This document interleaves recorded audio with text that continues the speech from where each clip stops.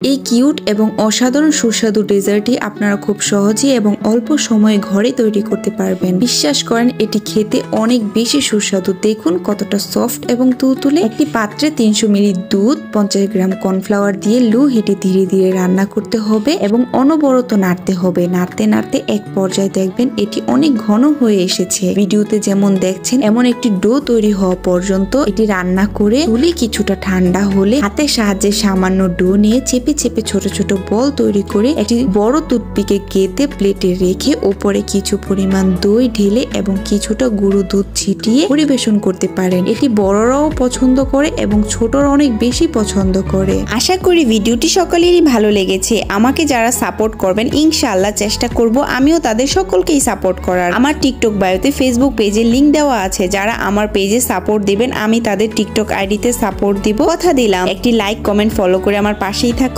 ধন্যবাদ।